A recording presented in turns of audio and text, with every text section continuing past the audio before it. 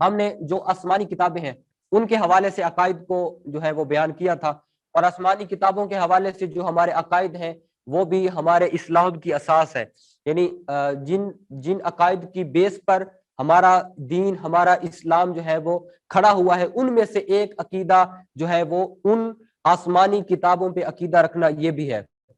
اس حوالے سے ہم نے کل کے لیکچر کے اندر اجمالی طور پر ہم نے یہ ذکر کیا تھا کہ انبیاء کرام پر جو کتابیں نازل ہوتی ہیں یا شریعت کے حوالے سے بیان کیا تھا، لیکن اس کے اندر ہم نے قرآن پاک کے حوالے سے خاص طور پر ایک دو عقائد جو ہے وہ ہم اس کو شامل کر لیتے ہیں جو کہ اس پاک کلام کے خصائص میں سے ہیں۔ سب سے پہلے کہ اگر کوئی یہ ایک ویسے لاجیکلی دلیل ہے کہ اگر کوئی پوچھے کہ قرآن کے اندر کیا آپ کے پاس دلیل ہے کہ قرآن جو ہے وہ رب کا کلام ہے، تو ہم کہیں گے کہ قرآن نے خود اپنے کلام کے اندر بیان کیا ہے کہ وہ رب کا کلام ہے۔ صرف یہ نہیں کہ رب نے کہا ہے، بلکہ ایون کہ آج کی تاریخ تک یہ چیلنج قرآن کا آج بھی موجود ہے۔ قرآن آج بھی کہہ رہا ہے وَإِن كُنتُمْ فِي رَيْبٍ، اگر تمہیں تھوڑا سا بھی شک ہے مما نزلنا علی عبدنا، اس کتاب پر جو ہم نے اپنے بندے پہ نازل کی، تو کیا کرو فَأْتُوا بِسُورَةٍ مِّن مِّثْلِهِ، ایک چھوٹی سی سورت ہی لے آؤ اس کی مثل۔ اور یہ چیلنج آج بھی ہے۔ یہ جو کفار اتنی جنگیں کرتے رہے اسلام کے خلاف، اتنے فتنے، اتنی سازشیں کرتے رہے، تو اگر وہ ایک چھوٹے سے چیلنج کو ایکسیپٹ کر سکتے تو ان کو کیا ضرورت ہے ان جنگوں کو کرنے کی؟ وہ کافر جو مکہ کے اندر انہوں نے کوئی طریقہ نہیں چھوڑا اسلام کو نیچا دکھانے کے لیے، لیکن اگر قرآن جو ہے وہ رب کا کلام نہ ہوتا تو انا آتینا کل کوثر کے مقابل صورت بنا دیتے، سب کچھ ختم ہو جاتا، کیونکہ قرآن خود ان کو بلا رہا ہے، ان کو خود چیلنج دے رہا ہے۔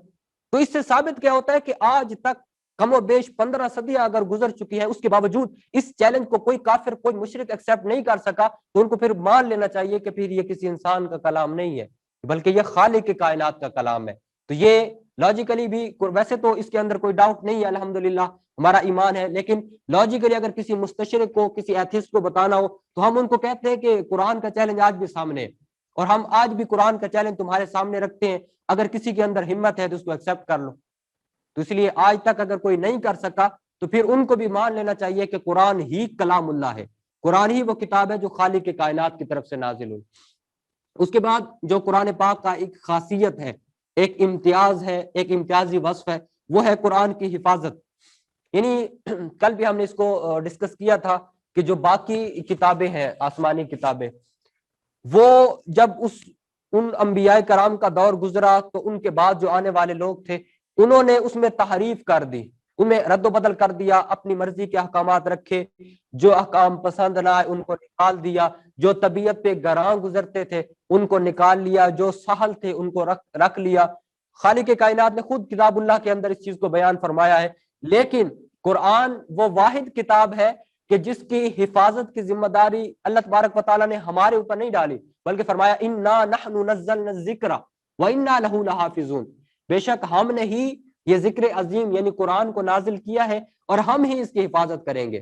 اور آپ دیکھ سکتے ہیں کہ کیسے حفاظت ہوئی۔ الحمدللہ آج 1500 سال کے لگ بھگ سال گزر چکے ہیں اور ایک حرف، ایک زبر زیر بھی ادھر سے ادھر نہیں ہوئی۔ قرآن پاک جیسے نازل ہوا تھا اسی حالت میں ہمارے پاس موجود ہے، اور آج تک کسی کو جو ہے وہ شک کرنے کی گنجائش پیدا نہیں ہوئی، کیونکہ حفاظت کا ذمہ خالق کائنات نے لیا تھا، اور وہ مختلف انداز میں خالق کائنات ہم سے حفاظت کا کام لے رہا ہے۔ ہمارے جو چھوٹے چھوٹے بچے ہیں، حفاظ کرام ہیں،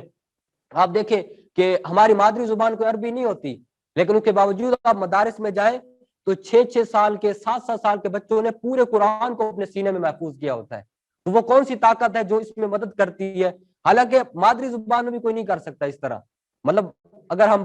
پنجابی ہے یا اردو ہماری ہے زبان، تو اس زبان میں بھی اگر کوئی چھوٹا سا کتابچہ بھی ہمیں دے دیا جائے تو ہم اس کو یاد نہیں کر سکتے، لیکن عربی کا ہمیں پتہ ہی نہیں ہوتا، ہمیں مطلب ہماری نیٹو لینگویج بھی نہیں ہے، اس کے باوجود الحمدللہ چھوٹے سے چھوٹا بچہ آپ اس کو بٹھا لے تو وہ آپ کو پورا قرآن سنا دے گا۔ اس کی وجہ کیا ہے کہ خالق کائنات نے جو اس کی حفاظت کا ذمہ لیا تھا، تو ابھی تک جو ہے وہ بخوبی اور بحسن انداز میں وہ جاری ہے، اور آپ اس کا صلہ جو ہے وہ آپ سب دیکھ سکتے ہیں الحمدللہ۔ اس لیے یہ قرآن کا ایک امتیازی وصف ہے کہ باقی جتنی بھی کتابیں تھیں، تورات ہے، زبور ہے، انجیل ہے، آج بھی اس کے جو ماننے والے ہیں وہ دعوے تو کرتے ہیں، لیکن میں اکثر کہتا ہوں کہ اب آپ انجیل کو لے لیں، اب انجیل کے جو خود وہ یعنی سلیبی ہے یا عیسائی ہے، وہ خود جو کتابیں سامنے رکھتے ہیں تو اس کے 4 ورژن رکھتے ہیں، یعنی انجیل لوکا ہے، انجیل متا ہے، یونس ہے، تو اگر تو وہ سچ ہے تو پھر باقی 3 غلط ہیں، تو اگر وہ 3 غلط ہیں تو اس ایک کے جو سچائی ہے وہ کیسے ثابت ہو سکتی ہے؟ تو اب خود جو ہے وہ جب ہمارے سامنے رکھتے ہیں تو اس کے 4 ورژن ہی رکھتے ہیں، یعنی ان 4 میں سے جو ہے وہ کہتے ہیں لے لو، تو یہ خود مطلب ان کا اس طرح ڈیوائڈ کرنا اور پھر وہ کتابوں میں مختلف ہونا خود ان کے دعوے کو جو ہے وہ کافی ہے۔ لیکن الحمدللہ قرآن پاک آپ دنیا کے ایک کونے سے دوسرے کونے تک لے لیں، کہیں پر بھی آپ کو ایک زبر زیر کے بھی جو ہے وہ کوئی کمی بیشی نظر نہیں آئے گی۔ یہاں پر ضمن ایک سوال پیدا ہوتا ہے جو میں عرض کر دیتا ہوں، کیونکہ اگر میں نے نہ کیا تو کسی نے کر دینا ہے۔ وہ سوال یہ ہے کہ اکثر آپ قرات میں دیکھتے ہیں، خاص طور پر جب مصر سے ہمارا کوئی قاری آتا ہے یا ترکی سے یا شام سے، تو وہ کچھ ایسے لفظ پڑھتے ہیں کہ ہمیں لگتا ہے کہ شاید یہ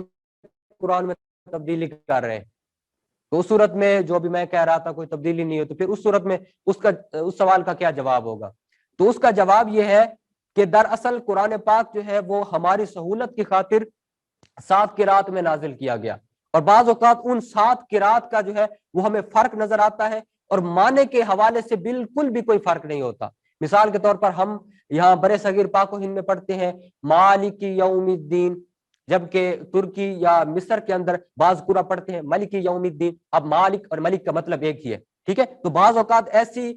چیزوں کا فرق ہمیں نظر آتا ہے، تو جو عوام ہوتے ہیں وہ جو ہے وہ پریشان ہو جاتے ہیں کہ یہ کیا، انہوں نے تو قرآن کے اندر تبدیلی کر دی۔ تو بعض اوقات ایسی صورتوں میں فرق نظر آتا ہے، لیکن رسول اللہ صلی اللہ علیہ وسلم نے خود فرمایا کہ انزل القرآن علی 7 احرف، قرآن جو ہے وہ 7 قرات پہ نازل ہوا ہے، اس لیے اس چیز کا بعض اوقات جو ہمیں فرق نظر آتا ہے، لیکن یہ جان لیں کہ اس میں معنی کا بالکل بھی کوئی فرق نہیں ہے، اور وہ صرف ہماری سہولت کے لیے جو ہے اس کو نازل کیا گیا ہے۔